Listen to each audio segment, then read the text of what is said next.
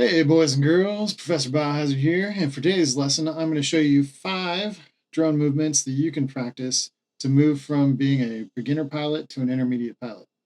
Let's get started. Okay, so drone movement number 1 that I recommend getting better at or learning how to do to become a better pilot is the eject. Now, there's a couple different ways to do this. I think traditionally it would be done kind of horizontally and vertically, and that would get you kind of a little bit of speed and a little bit of elevation. But the way that I use it, and the way that I feel like most actual pilots use it, is to get yourself a little bit of more momentum, which is lean forward, raise the, I overflicked it. But, so you look down, give yourself a ton of throttle, and then kind of snap back to level or flying forward, and kind of go back down to your cruising throttle. Pitch forward. You can do it slow like that. You can do it fast one like that, which is what I normally do. And this is great to kind of link tricks together. I feel like it kind of feels like a, it feels a little bit like doing a manual. If you're skateboarding, like it's a nice way to kind of link 2 tricks together. And you can also do it out of a rock back kind of stall to get a little bit more forward momentum. And you kind of have to do it quick because you don't want to hit the ground when you look forward.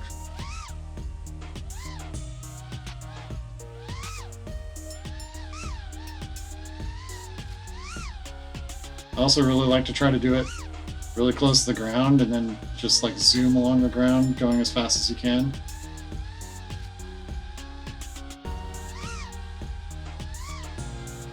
So movement number 2. This one is going to be a coordinated roll. And this one is a little bit trickier because most people, when they go to do a roll, they're just going to go like that. And, you know, it works. I don't think it's the nicest looking thing in the world because your like pivot point is going to be like near the bottom of the screen, especially if you have a higher camera angle.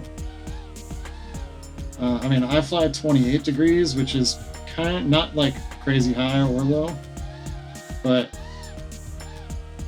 I feel like normal roll kind of looks, it looks cheap and easy. It doesn't look nice, let's say. But if you add a little bit of opposite yaw in with your roll, and how much you add in is going to vary based on your camera angle. So the lower camera angle you have, the less you have to add. Higher camera angle, you have to add more. But instead of it changes that into having the pivot point be quite a bit higher. But that one you kind of have to practice both directions too.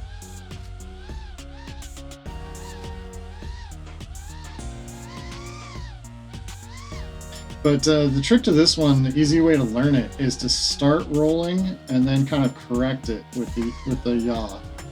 So start rolling and then kind of bring yaw in to correct it and bring the point up until you get that muscle memory. And so that was movement number 2. We're going to move on to movement number 3 now. And for movement number 3, it's going to be very similar to movement number 2, but we're going to be doing yaw instead of roll. So for this one, for like if you normally are flying around with a 28 degree,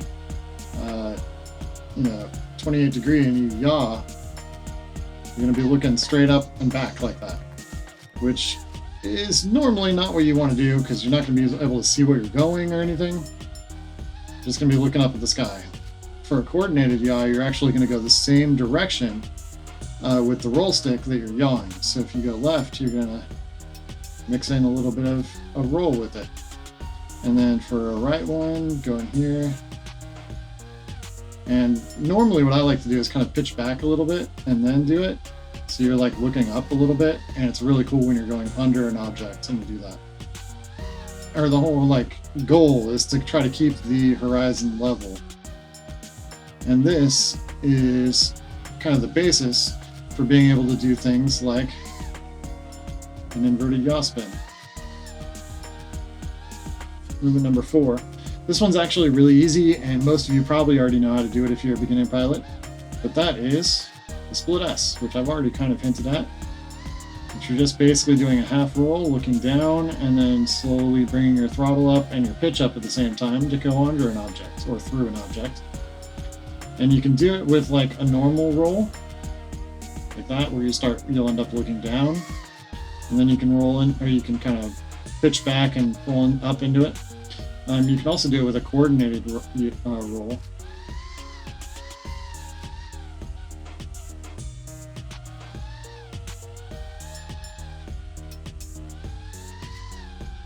I remember spending ages learning how to do split S's in liftoff when I first started flying. I really loved the golf course level for it for some reason.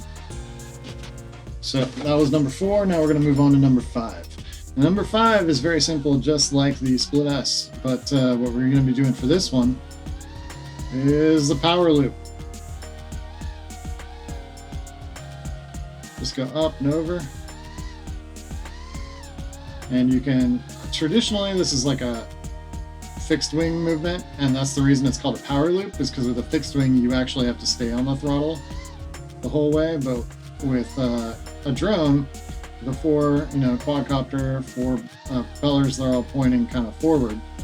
You kind of want to stop here and like catch it back down here, because otherwise you're going to be pushing yourself towards the ground.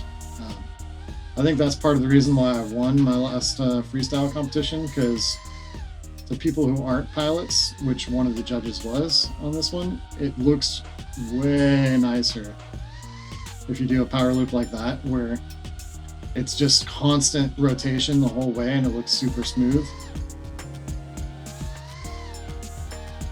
So that was move number 5, the power loop. Now, I believe that adding these to your repertoire, learning how to do them, practicing doing them, especially both directions with like the yaw movements, both ways, coordinated yaws, coordinated rolls both ways.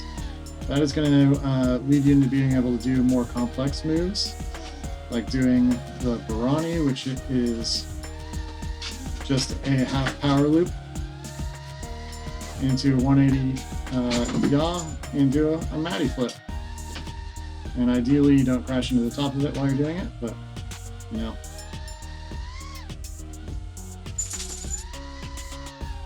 Now, one of the things that I see, especially with power loops, is not knowing when to actually apply throttle because you can't see.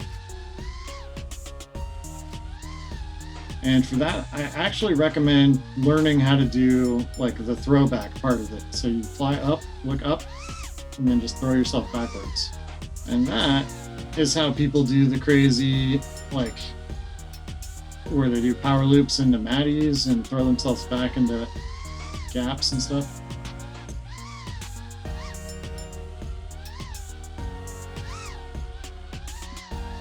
But yeah, I love doing pretty much all of these tricks.